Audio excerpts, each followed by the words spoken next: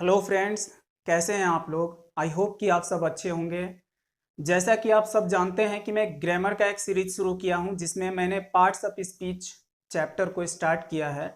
इसमें मैंने आपको 4 चीज़ें बताया: नाउन, प्रोनाउन, वर्ब, एडजेक्टिव। यहाँ तक मैं आपको बता चुका हूँ। इसके पहले वाले वीडियो में अगर आप नहीं देखे हो तो यूट्यूब पे सर्च करके देख सकते हैं। Parts of speech part 1 by Rohit sir. आप यूट्यूब पे सर्च करेंगे, वो वीडियो आपको मिल जाएगा। यहाँ हम लोग बात करते हैं आगे। 4 के बाद 5वें नंबर पे आता है एडवर्ब। एडवर्ब मीन्स होता है क्रिया विशेषण। इसे आज हम लोग शुरू करेंगे। चलिए, बोर्ड पे लिखा हुआ है यहाँ पर 5 नंबर पे एडवर्ब, जिसका हिंदी होता है क्रिया विशेषण। सबसे पहले तो आप एक काम करेंगे, मैंने अंग्रेजी में इसका परिभाषा और हिंदी में दोनों भाषा में यहाँ लिख दिया है। आप इसे अपने कॉपी में नोट जरूर कर लेंगे। चलिए, इसको जो है सिर्फ नोट ही नहीं करना है और याद ही नहीं करना है, बल्कि इसके साथ साथ सबसे जरूरी है कि ये क्या कह रहा है। हेलो, ये क्या कह रहा है, इसका परिभाषा क्या बोल रहा है, इसको समझना है। क्योंकि चीजें बहुत डिफिकल्ट हो जाती हैं जब सिर्फ हम तोता बनने का प्रयास करते हैं, रटने का प्रयास करते हैं और कही गई बातों को समझ नहीं पाते हैं, तो काफी डिफिकल्ट हो जाता है। कैसे होता है आगे मैं इसको समझाऊंगा। फिलहाल आपको फोकस करना है, ध्यान देना है। सिर्फ आप ध्यान देंगे तो आपके लिए चीजें मुश्किल नहीं बल्कि आसान हो जाएंगी। तो यहाँ एडवर्ब में लेकर आया हूं और एडवर्ब के बारे में इसका डिफिनीशन कह रहा है कि an adverb is a word which modifies a verb, an adjective और अनदर एडवर्ब। हिंदी में कह रहा है एडवर्ब यानी क्रिया विशेषण। एडवर्ब यानी क्रिया विशेषण। एडवर्ब वह शब्द है जो किसी क्रिया, ध्यान दीजिएगा, जो किसी क्रिया विशेषण या किसी दूसरे क्रिया विशेषण की विशेषता बतलाता है। एडवर्ब वह शब्द है जो किसी क्रिया, ध्यान दीजिएगा, क्रिया विशेषण या किसी दूसरे क्रिया विशेषण यानी दूसरे एडवर्ब की विशेषता को बतलाता है। उसे हम क्या कहते हैं? एडवर्ब कहते हैं। तो इसे समझना है, आगे मैं समझाऊंगा आपको। जैसे में कह रहा है वेरी यानी बहुत, ऑलवेज हमेशा, ऑफेन प्रायः, अक्सर, रेगुलरली नियमित रूप से, वेल अच्छा, स्लोली धीरे धीरे, ऑनेस्टली ईमानदारी से, नाउ अब, ब्यूटीफुली सुंदर ढंग से, डेली रोज या प्रतिदिन, टुमारो कल, टुडे आज, फास्ट तेज, नेवर कभी नहीं, एटसेट्रा इटीसी यानी और भी हैं ऐसे शब्द जो एडवर्ब में आते हैं। तो ये एडवर्ब का परिभाषा था और उदाहरण में मैंने यहाँ पे कुछ वर्ड लिखे हुए हैं। चलिए देखते हैं कि एडवर्ब जो है किस तरह से मॉडिफाई करता है, वर्ब को, एडजेक्टिव को या फिर किसी दूसरे एडवर्ब को कैसे मॉडिफाई करता है। तो चलिए परिभाषा के अनुसार इसको हम लोग समझने का प्रयास करेंगे। देखिए, एडवर्ब में एक्चुअली होता क्या है कि अक्सर इसके अंत में एल वाई लगा रहता है। ज्यादातर, जरूरी नहीं है कि सब में एल वाई लगा रहेगा तो ही एडवर्ब होगा, लेकिन बहुत ऐसे एल वाई वाले शब्द होते हैं। जैसे देखिए यहाँ daily, beautifully, regularly, bravely, boldly, nicely, smartly, bitterly, hardly, actually, definitely, मतलब मैक्सिमम जो वर्ड होते हैं ना वो एडवर्ब में आते हैं, एल वाई लगा रहता है। तो इस चीज को ध्यान में रखिएगा, क्योंकि ये जो है एक तरह का सिंबल होता है जिससे हम पहचान सकते हैं, लेकिन ये डिपेंड करता है यूज पे, वो कैसे जो है उस वर्ड को यूज किया गया है, किस तरह से यूज किया गया है। वैसे तो ये एडवर्ब होते ही हैं, लेकिन यूज पे विशेष ध्यान देना है। अगले एग्जाम्पल में हम लोग समझेंगे सेंटेंस के माध्यम से कि कैसे यूज पर ध्यान देना है। चलिए देखते हैं। यहाँ 3 सेंटेंस दिया हुआ है। Ram is a boy, Ram is a good boy, तीसरा है Ram is a very good boy. तो इसमें जो है हमें आइडेंटिफाई करना है, इसमें हमें पहचान करना है कि कौन सा वर्ड नाउन है, कौन सा जो है एडजेक्टिव है और कौन सा एडवर्ब है। तो चलिए पहले सेंटेंस को देखते हैं, ध्यान दीजिएगा, खूब ध्यान से समझिएगा इसको। राम जो है किसी व्यक्ति का नाम है तो डेफिनेटली ये क्या हो गया? नाउन हो गया। बॉय भी क्या होता है? नाउन होता है। तो इसमें जो है एडजेक्टिव नहीं है। अब हम बात करेंगे इसमें दूसरे सेंटेंस की। Ram is a good boy, Ram is a good boy. तो राम यहाँ नेम है तो नाउन हो गया, ठीक है। अब यहाँ गुड बॉय, राम कैसा लड़का है, तो गुड बॉय है, तो गुड शब्द जो है हमारा क्या हो गया, एडजेक्टिव हो गया, और बॉय भी जो है हमारा क्या हो गया, ये नाउन हो गया। तो ये क्यों एडजेक्टिव हुआ, क्योंकि ये बॉय की विशेषता बता रहा है, अच्छा लड़का, कैसा लड़का, तो अच्छा लड़का, इसको ध्यान से देखना है, समझना है। तो गुड जो है एडजेक्टिव हो गया, हम पहले भी जानते हैं कि गुड एडजेक्टिव होता है। अब इसको देखा जाए तीसरे सेंटेंस में, कह रहा है कि Ram is a very good boy. अच्छा लड़का तो है, लेकिन कितना अच्छा लड़का है, तो बहुत अच्छा लड़का है। यानी वेरी शब्द गुड को जो है क्या कर रहा है, मॉडिफाई कर रहा है, क्वालिफाई कर रहा है गुड को, इसकी विशेषता बता रहा है, अच्छा लेकिन बहुत अच्छा, इसलिए वेरी को क्या कहते हैं, एडवर्ब कहते हैं। ध्यान दीजिए, परिभाषा क्या कहता है, परिभाषा कि एडवर्ब वह शब्द है जो किसी वर्ब या किसी एडजेक्टिव या किसी एडवर्ब, दूसरे एडवर्ब की विशेषता बताता है। तो यहाँ तो एडजेक्टिव की बता रहा है, गुड की विशेषता बता रहा है, अच्छा, कितना अच्छा, तो वेरी गुड, बहुत अच्छा, इसलिए वेरी शब्द क्या कहलाएगा, एडवर्ब कहलाएगा। आई होप कि इस बात को आप समझ पा रहे होंगे। चलिए इसी तरह से एक और उदाहरण देखते हैं हम लोग। जैसे अगर मैं आपसे पूछूं कि वेल शब्द क्या है, आप बताइए प्लीज, वेल क्या है, एडजेक्टिव है कि एडवर्ब है, तो आप कहेंगे कि एडवर्ब है, तो मैं कहूंगा एडजेक्टिव है, आप कहेंगे एडजेक्टिव है, तो मैं कहूंगा एडवर्ब है।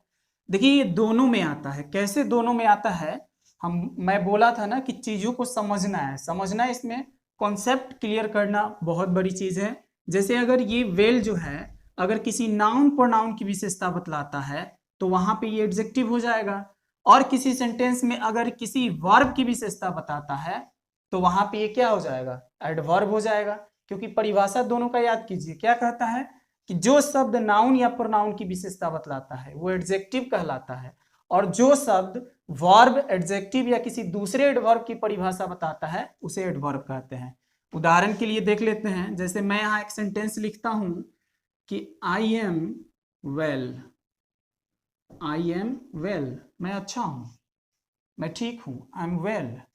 यहाँ पे यहाँ सब्जेक्ट क्या है, प्रोनाउन है, और इस प्रोनाउन की विशेषता बता रहा है ये शब्द, इसलिए यहाँ पर इसको हम कहेंगे कि वेल शब्द जो है नाउन प्रोनाउन की विशेषता जो बताता है उसे क्या कहते हैं, एडजेक्टिव। तो यहाँ पे एडजेक्टिव है। अब यही वेल शब्द अगर मैं कहूँ यहाँ दूसरे सेंटेंस में, ये पहला सेंटेंस हो गया, दूसरा सेंटेंस लिख रहा हूं कि Sachin pledge well, Sachin pledge well.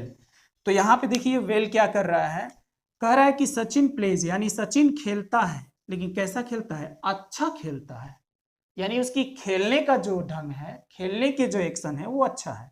यानी प्लेज शब्द को ये वेल जो है क्वालिफाई कर रहा है, तो विशेषता बता रहा है। तो यहाँ प्ले क्या है, हम जानते हैं प्ले मीन्स खेलना, खेलना वर्ब है, तो वर्ब की जब विशेषता बता रहा है तो यहाँ पे वेल क्या हो गया, यहाँ पे वेल हो गया आपका एडवर्ब। क्योंकि परिभाषा क्या कहता है कि जो किसी क्रिया की विशेषण की या दूसरे क्रिया विशेषण की विशेषता बताता है वो शब्द क्या होता है, एडवर्ब। समझने का प्रयास कीजिएगा प्लीज। वेल है तो वेल जो है एडजेक्टिव भी है और एडवर्ब भी है। अब ये डिपेंड करता है कि उसका प्रयोग कैसे वाक्य में किया गया है, वो किस चीज को क्वालिफाई कर रहा है, वो नाउन या प्रोनाउन को कर रहा है या किसी वर्ब या एडजेक्टिव या दूसरे एडवर्ब को कर रहा है, इस पे डिपेंड करता है। तो पार्ट्स ऑफ स्पीच में जो वर्ड आते हैं वो यूज, सेंटेंस के यूज पे डिपेंड करते हैं कि वो क्या है, वो नाउन है कि प्रोनाउन है कि वर्ब है कि एडजेक्टिव है कि एडवर्ब है कि प्रीपोजिशन है कि कंजक्शन है कि इंटरजेक्शन। आप, उम्मीद करता हूं कि आप मेरी कही गई बातें समझ रहे होंगे। देखिए कुछ लोग कहते हैं कि डिफिनीशन की क्या जरूरत है, डिफिनीशन परीक्षा में थोड़े ना पूछता है, तो मैं ये नहीं मानता हूं। देखिए जो चीज हम पढ़ रहे हैं अगर उसको सिस्टमेटिक ढंग से नहीं पढ़ेंगे तो हमें समझ में नहीं आएगा। परिभाषा बहुत इंपॉर्टेंट होता है बातों को, चीजों को समझने के लिए परिभाषा बहुत इंपॉर्टेंट होता है। क्यों, अभी आपने देखा कि वेल जो है एडजेक्टिव भी हो गया और एडवर्ब भी हो गया। अगर हमें परिभाषा याद नहीं रहता तो हम ये बता नहीं पाते कि यहाँ एडजेक्टिव है कि एडवर्ब है। तो मैं कहूँगा आपको कि आप परिभाषा जो है अपने दिमाग में हमेशा याद रखें ताकि चीज़ों को आप स्पष्ट कर सके, जो आपके डाउट है उसको क्लियर कर सके। तो चलिए जैसे आपसे मैं कहूँ कि वेल जो होता है वो नाउन होता है, ना क्वालिटी होता है, ना एडजेक्टिव होता है, ना एडवर्ब होता है। वेल शब्द जो है ये नाउन होता है। तो आप कहेंगे कैसे? तो चलिए हम लोग जो है दिमाग में अपने परिभाषा को रखते हुए कुछ एग्जाम्पल देखते हैं। मैं यहां एक सेंटेंस लिख रहा हूं कि he is quite well, he is quite well. हमारा दूसरा, पहला सेंटेंस हो गया। हमारा दूसरा सेंटेंस है Rahul plays very well, very well. Rahul बहुत अच्छा खेलता है। राहुल प्लेज वेरी वेल, चाहे तो ऑब्जेक्ट भी लगा सकते हैं। Rahul pledge cricket, football, volleyball जो भी है, चेस, वेरी वेल, जो चाहे ऑब्जेक्ट लगा सकते हैं। फिलहाल हमें ऑब्जेक्ट से लेना देना नहीं है, हमें अपने noun, pronoun, verb, adjective, adverb इन चीजों को क्लियर करना है। तो चलिए तीसरे सेंटेंस एक यहां मैं लिख रहा हूं कि there is water in that well. तो ये तीनों सेंटेंस में वेल आया हुआ है। मैं बोला हूं ना, चीजों को समझना है, डिफिनीशन को दिमाग में रखना है, इससे बातें एकदम क्लियर हो जाती हैं। तो यहां देखते हैं, कह रहा है कि ही इज क्वाइट वेल, वह जो है बिल्कुल अच्छा है। यानी वह क्या है? पहले तो अच्छा है, यानी ही की जो है विशेषता बताया जा रहा है इस वेल शब्द से। तो यहाँ पे वेल शब्द क्या हो गया? एडजेक्टिव हो गया, क्योंकि परिभाषा कहता है कि जो नाउन या प्रोनाउन की विशेषता बताता है, जो नाउन या प्रोनाउन, तो ही क्या है? प्रोनाउन है, तो इसकी विशेषता वेल शब्द बता रहा है। अब यहां जो है वेल एडजेक्टिव है। अब एडजेक्टिव ये कह रहा है कि ही इज क्वाइट वेल, वह बिल्कुल अच्छा है।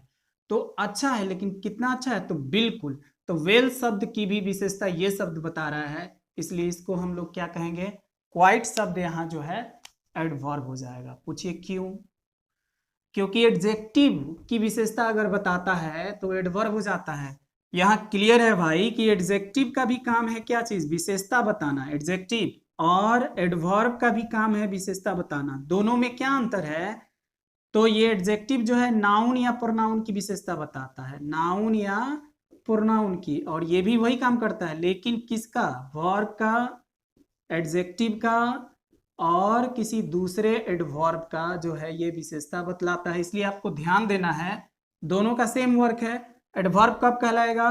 जब वर्ब की विशेषता बताएगा, या फिर वर्ब या एडजेक्टिव की, या फिर एडवर्ब की विशेषता बताएगा। एडजेक्टिव कब होगा? जब किसी नाउन या किसी प्रोनाउन की विशेषता बताएगा। चीजों को समझना है एकदम स्पष्ट रूप से। तो यहाँ पे वेल एडजेक्टिव हो गया, क्वाइट एडवर्ब हो गया। अगले वाक्य में देखते हैं कि राहुल प्लेज वेरी वेल। भाई चीजों को समझना है एकदम बढ़िया से, कोई हड़बड़ी नहीं है, आपको समझते हुए चलना है। कह रहा है कि Rahul plays very well, Rahul खेलता है। तो खेलना वर्ब हो गया। कैसे खेलता है जी? तो वेरी वेल, बहुत अच्छा खेलता है। यानी पहले अच्छा आया, जो वर्ब यानी खेलने की प्रक्रिया को दर्शा रहा है कि वो खेलता है अच्छा, लेकिन कितना अच्छा खेलता है? तो बहुत अच्छा। तो यहाँ प्लेज को क्वालिफाई कर रहा है वेल शब्द, तो इसको कहेंगे ये वर्ब है। तो जो वर्ब की विशेषता बतलाता है एडवर्ब हो गया। तो यहाँ पे वेल क्या हो गया? एडवर्ब हो गया। यहाँ ध्यान दीजिएगा, वेल जो हो गया एडवर्ब, यहाँ एडजेक्टिव बना, यहाँ एडवर्ब हो गया। अब इसकी विशेषता ये शब्द बता रहा है, तो किसी दूसरे एडवर्ब की विशेषता बताए, वो भी एडवर्ब कहलाए, तो ये एडवर्ब हो गया। अब देयर इज वाटर, तीसरे वाक्य में देखेंगे, चीजों को एकदम खूब ध्यान से समझना है, इसको दिमाग में सेट कर लेना है। तीसरे वाक्य को देखते हैं, कह रहा है कि देयर इज वाटर, यानी पानी है, इन दैट वेल, उस कुआं में। अब यहाँ अच्छा नहीं कह रहा है, कुआं कह रहा है। तो there is water in that well, तो यहाँ वेल जो हो गया ये नाउन हो गया। नाउन, कुआं क्या है? नाउन है। तो इस तरह से आपसे अगर कोई सवाल करे कि बताइए बाबू वेल क्या है, वेल एडजेक्टिव है कि एडवर्ब है कि नाउन है, तो आप बोलेंगे तीनों है। सेंटेंस बोलिए, सेंटेंस के अनुसार मैं उसको जो है बताऊंगा कि वो क्या है। वेल तीनों हो सकता है, नाउन भी हो सकता है, एडजेक्टिव भी हो सकता है और एडवर्ब भी हो सकता है। तो पार्ट्स ऑफ स्पीच पढ़ने का मकसद होता है कि हम चीजों को समझते हुए चले, घबराने की कोई जरूरत नहीं है। एक एक चीज आप समझ जाएंगे अगर आप थोड़ा सा इफोर्ट लगाएंगे, थोड़ा सा ध्यान देंगे, तो आप हर एक बात को समझते हुए चलेंगे। तो ये था आपका जो है noun, pronoun, verb, adjective, adverb. मुझे उम्मीद है कि एडवर्ब आप समझ गए होंगे। चलिए इसके बाद जो है हम आगे बढ़ते हैं। तो चलिए एक बार जो है आपको मैं फ्लैशबैक में लेकर चलता हूं। हम लोग पढ़ रहे हैं क्या चीज, पार्ट्स ऑफ स्पीच यानी शब्द भेद। इसमें हम लोग क्या क्या पढ़ लिए बाबू, नाउन पढ़ लिए, प्रोनाउन पढ़ लिए, वर्ब पढ़ लिए, एडजेक्टिव पढ़ लिए, एडवर्ब पढ़ लिए। यहां तक हो गया हम लोग का। अब बारी है किसका, प्रीपोजिशन का। प्रीपोजिशन हम लोग पढ़ेंगे, संबंध बोधक अव्यय। उसके बाद हम लोग पढ़ेंगे कंजक्शन, और तब उसके बाद लास्ट में हम लोग पढ़ेंगे इंटरजेक्शन। हम लोग का पार्ट्स ऑफ स्पीच कंप्लीट हो जाएगा। तो चलिए इसको देखते हैं। 6 नंबर पर जो है, यहां तक तो समझ गए एडवर्ब तक। अब 6 नंबर में है प्रीपोजिशन। प्रीपोजिशन को समझते हैं, पहले डिफिनीशन को समझते हैं, उसके बाद इसके एग्जाम्पल को हम लोग देखेंगे। तो चलिए देखते हैं इसको। 5 नंबर पे एडवर्ब आता है, 5वें नंबर पे एडवर्ब आता है। उसके बाद आता है आपका प्रीपोजिशन। खूब ध्यान से जो है समझना है इसको। प्रीपोजिशन मीन्स होता है संबंध बोधक अव्यय। संबंध बोधक अव्यय। तो व्हाट इज प्रीपोजिशन, प्रीपोजिशन क्या है, जरा ध्यान से इसको समझिएगा, because this is very very important for each and every person. Because अंग्रेजी के लगभग सभी परीक्षाओं में यह जो है इससे रिलेटेड प्रीपोजिशन जो है रहता है, प्रीपोजिशन से रिलेटेड प्रश्न रहते हैं।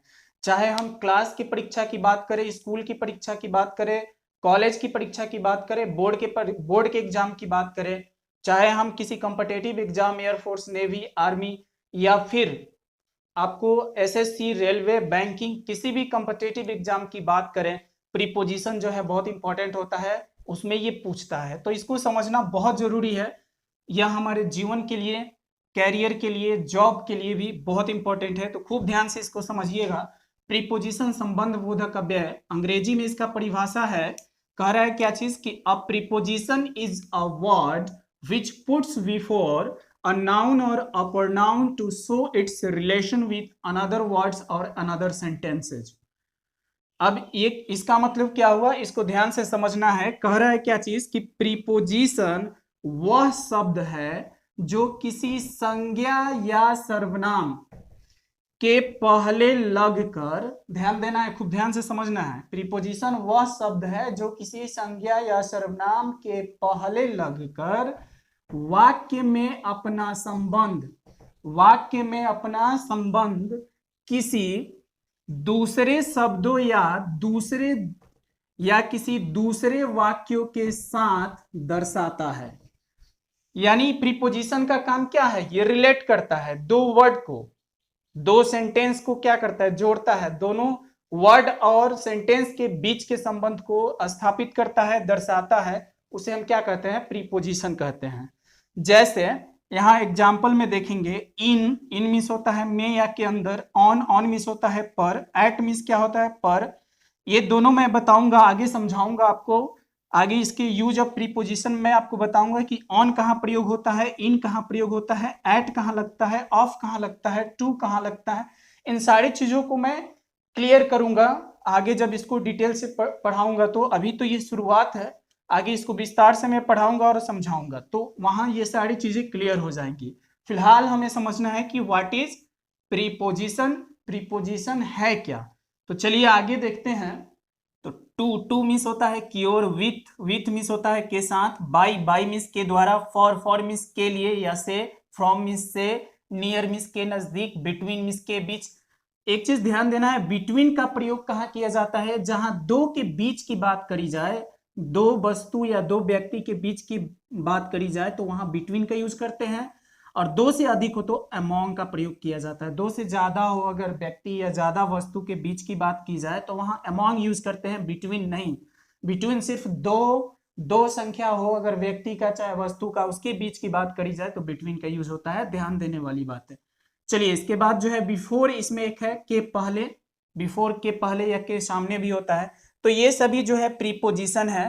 प्रीपोजिशन का काम क्या है, ये दो शब्दों के बीच या दो वाक्यों के बीच संबंध को दर्शाता है। सेंटेंस में लगकर दो शब्दों या दो वाक्यों के बीच के रिलेशन को दर्शाता है, उसका नाम है क्या चीज, प्रीपोजिशन। तो दिमाग में सेट कर लेना है, माइंड में एकदम सेट कर लेना है कि प्रीपोजिशन वह शब्द है जो किसी संज्ञा या सर्वनाम के पहले लगकर वाक्य में अपना संबंध किसी दो शब्दों या दो वाक्यों के साथ स्थापित करता है। इसको अंग्रेजी में भी इसे याद रखना है कि अ preposition is a word which puts before a noun or pronoun to show its relation with another words or another sentences. This is very very important. Definition जो है दिमाग में सेट रखना है चीजों को समझने के लिए। डिफिनीशन डेफिनेटली परीक्षा में तो नहीं पूछेगा, लेकिन चीजों को समझने के लिए परिभाषा को याद रखना है कि प्रीपोजिशन है क्या। तो प्रीपोजिशन वह शब्द है जो दो शब्दों या दो वाक्यों के बीच के संबंध को शो करता है यानी दर्शाता है। क्लियर है? चलिए इसके बाद और भी मैं आपको प्रीपोजिशन होता है और भी आपको मैं बताऊंगा, लेकिन जब इसका यूज बताऊंगा तो उसमें मैं डिटेल से बताऊंगा, एक एक प्रीपोजिशन को जो है मैं चर्चा करूंगा। फिलहाल आप पहचान लेंगे कि प्रीपोजिशन होता क्या है। तो अमॉन्ग के पास हम यहीं पे etc यानी एटसेट्रा कर देते हैं। तो प्रीपोजिशन के बाद बारी है किसकी? ये 6 नंबर पे प्रीपोजिशन है। आप समझ गए होंगे, आप पहचान लेंगे। जहां भी देखेंगे in, on, at, of, to, with, by, for, from, with, without, ये सब क्या है? प्रीपोजिशन है। Near, across, behind, before, up, down, beside, beside miss होता है के बगल में, ये सभी प्रीपोजिशन में आते हैं। अब प्रीपोजिशन के बाद चलिए हम लोग देखते हैं 7वें नंबर पे आता है कंजक्शन। व्हाट इज कंजक्शन, इसको देखते हैं। तो चलिए प्रीपोजिशन के बाद जो है आता है आपका कंजक्शन। ध्यान देंगे आप, 7वें नंबर पे आता है कंजक्शन। क्या आता है? कंजक्शन। कंजक्शन का हिंदी होता है समुच्चय बोधक अव्यय। तो इसको देखेंगे, इसकी परिभाषा को देखेंगे। कह रहा है क्या चीज कि a conjunction is a word which joins और सेपरेट्स टू वर्ड्स और टू सेंटेंसेज। ज्वाइंस मीन्स जोड़ना, सेपरेट्स मीन्स होता है अलग करना। कह रहा है क्या चीज, चलिए इसको हिंदी में भी समझ लेते हैं। इसके परिभाषा को नोट कर लीजिएगा और ध्यान से देखिएगा। क्या कह रहा है कि कंजक्शन वह शब्द है, हेलो, कंजक्शन वह शब्द है जो दो शब्दों या दो वाक्यों को जोड़ता या अलग करता है। यानी कंजक्शन का काम यही है, या तो वो दो शब्द, दो वर्ड या दो सेंटेंस को जोड़ेगा या फिर उसे अलग कर देगा। तो इसे दिमाग में हमेशा सेट रखना है। परिभाषा से इसको दिमाग में, इसके परिभाषा को दिमाग में हमेशा रखना है कि कंजक्शन वह शब्द है जो दो शब्दों या दो वाक्यों को जोड़ता है या फिर अलग कर देता है। जैसे एंड, एंड मिस और मिस या, अथवा, बट मिस लेकिन, बिकॉज मिस क्योंकि, एज मिस जैसा कि, सो मिस इसलिए, देयरफॉर अतः इसलिए, दैट की। ध्यान दीजिएगा, एक दैट मिस वह होता है तो वो प्रोनाउन होता है, लेकिन जब दैट मिस की हो तो वो कंजक्शन होता है। तो यहाँ ध्यान रखेंगे आप कि यहाँ दैट का मतलब की है। जैसे I want to say that you are a good boy, तो ये दैट क्या करता है? दो सेंटेंस को जोड़ता है, इसलिए कंजक्शन कहलाता है। यह की मीनिंग रखता है यहाँ पर, वह नहीं। आगे है इफ मिस यदि, अगर, सिंस मिस होता है चूंकि, अदरवाइज मिस होता है अन्यथा, आइदर और नाइदर नॉर, या तो फिर न तो न फिर। ये यूज है, लेकिन यह जो है किस में आता है? आपको आइदर और नाइदर भी जो है कंजक्शन में आता है। एज सुन एज, ज्यों ही, जैसे ही, एज लॉन्ग एज, जब तक, एज फार एज, जहां तक। तो ये है कंजक्शन। इसे अपने दिमाग में एकदम बढ़िया से सेट कर लेना है। तो चलिए पार्ट्स ऑफ स्पीच के सबसे अंतिम जो है, अंतिम पॉइंट है इंटरजेक्शन, यानी इसका हिंदी होता है विस्मयादि बोधक अव्यय। इसको ध्यान से समझेंगे और जो इसमें एग्जाम्पल में बताया जाएगा उसको याद रखना है। पहले परिभाषा को समझना है। कह रहा है क्या चीज, जरा ध्यान देंगे आप कि an interjection is a word which expresses some feelings of mind and heart। Hindi क्या होगा इसका? तो यहां देखिए हिंदी भी मैंने लिख दिया है। इंटरजेक्शन यानी कि विस्मयादि बोधक अव्यय।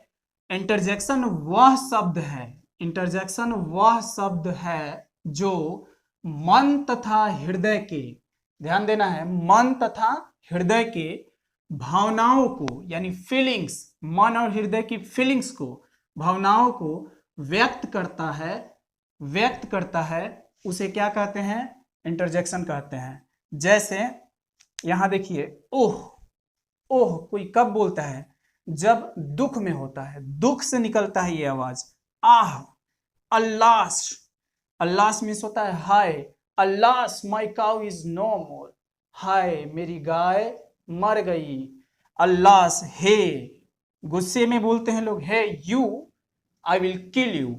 तो ये सब वर्ड जो होते हैं, जो मन और हृदय को छू के निकलते हैं, जो मन और हृदय से निकलते हैं, ऐसे वाक्य इंटरजेक्शन कहलाते हैं। हुर्रा, जब कोई जीत होती है तो लोग कहते हैं हुर्रा। हुर्रा का मतलब होता है आहा, hurrah I have won the match, आहा मैंने मैच जीत लिया। या hurrah we have won the match, या हुर्रा का प्रयोग जो है जीत की खुशी को जाहिर करने के लिए होता है। वाओ, आश्चर्य व्यक्त करने के लिए, खुशी व्यक्त करने के लिए वाओ। आउच, जब आपकी उंगली कहीं अगर दब जाती है या कील वगैरह पांव में हल जाता है तो मुंह से निकल जाता है अचानक आवाज आउच।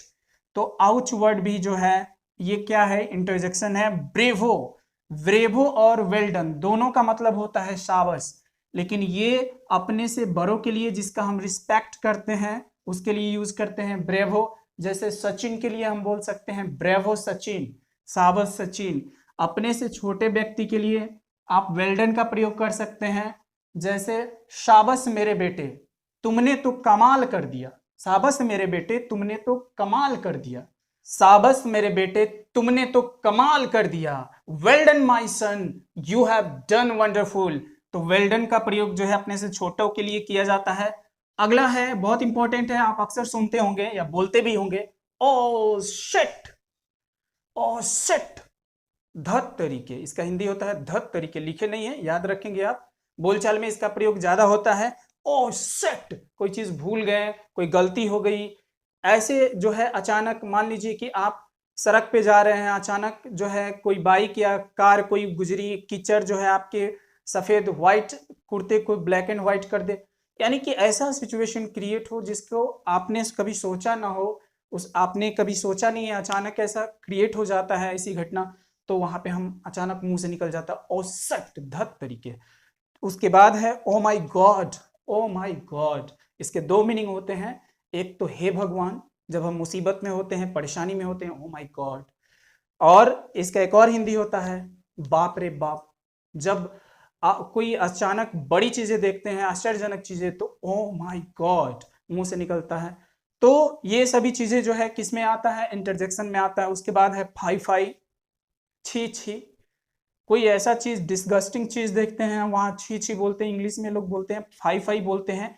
उसी तरह से है पुह, पुह मीन्स होता है, जो हिंदू धर्म के लोग हैं बोलते हैं राम रे राम, राम रे राम। और अब इसको जो है मुस्लिम लोग जो है तौबा तौबा भी बोलते हैं। तो ये इंग्लिश में पुह होता है, पुह।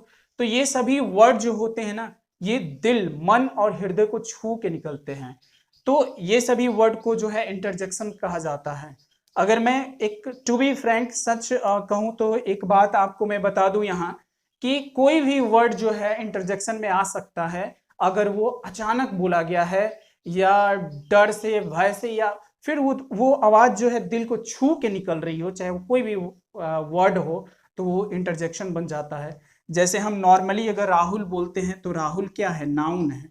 सामान्य रूप से अगर कहते हैं कि राहुल इज प्लेइंग, राहुल खेल रहा है, अगर इसी चीज को मैं कहूं राहुल, अचानक से बोलूं अगर, तो ये चीजें जो है ये नाउन अब जो है क्या बन जाएगा? आपको इंटरजेक्शन बन जाएगा। लेकिन वहां पे ये चिन्ह लगा रहेगा, इंटरजेक्शन वाले वर्ड में जो है ये चिन्ह लगा रहता है। तो मुझे लगता है कि ये बात आपको समझ में आ गई होगी, चीजें जो है क्लियर हो चुकी होगी। तो ये आपका पार्ट्स ऑफ स्पीच का सेशन था जो मैंने आपको बताया।